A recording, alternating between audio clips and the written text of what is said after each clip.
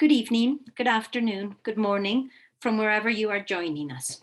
It is my great pleasure to greet you all today. My name is Isabel Galina, and I'm currently the president of the COB, the Constituent Organization Board, which is one of ADHO's governing bodies.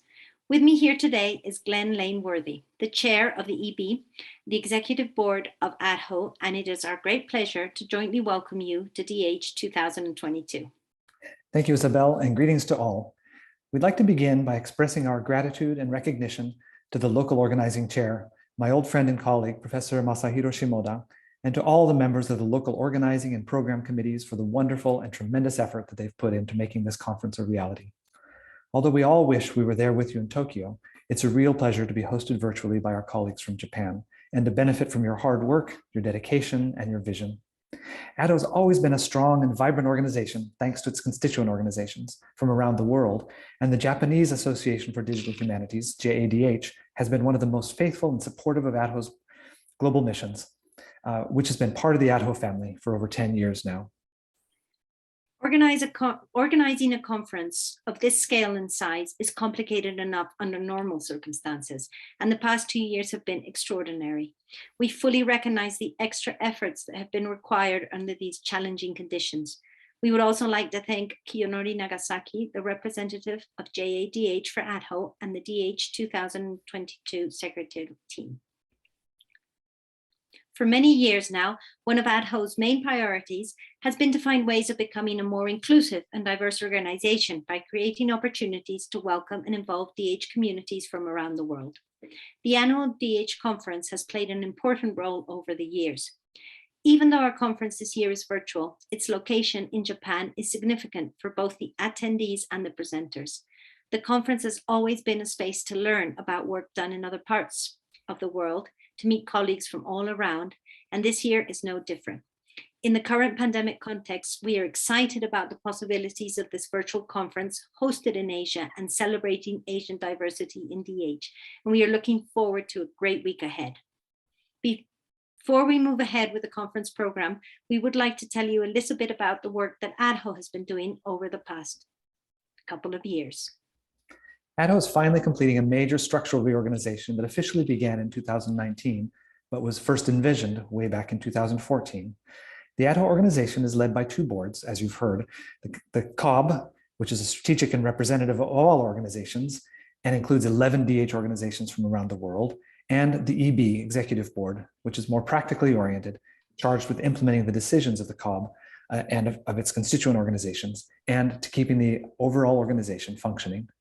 Both boards and the many ADHO committees have been extremely busy this year. And during this conference, not as busy as the local hosts, of course, but still very busy. In addition to a whole year of work, we've just completed 3 long days of our annual meetings where much was accomplished. Because most of this work happens behind the scenes, we wanted now to highlight and make visible a few of those accomplishments. This year's business meetings, we welcomed observers from the Global Outlook Digital Humanities Organization, known as GoDH, a geographically distributed organization with a special emphasis on the Global South. Several other organizations are currently exploring admissions to ADHO, including some from Asia. Earlier this week, we finalized a new, more streamlined, and we believe more equitable financial structure, as well as rewritten our governance protocol to reflect the new organization, and adopted a new admissions protocol to accommodate the many DH organizations around the world that hope to join ADHO. ADHO is tremendously lucky in the growing interest in our field and in our alliance. And even though budgets and protocols and such bureaucracy may seem rather remote from the work of digital humanities, it's crucial that we have thoughtful infrastructures in place to make our alliance strong, equitable, and functional. To this end, the Intersectional Inclusivity Task Force was created as we seek to follow up on important commitments made with our ADHO statement on Black Lives Matter, structural racism, and establishment violence. Our communications team has been working hard to make ADHO's work more visible as well. We'll be launching 2 of those initiatives in the next month or 2. First, a podcast highlighting ADHO's many global voices, and next, a quarterly newsletter to communicate with members across all of our constituent organizations.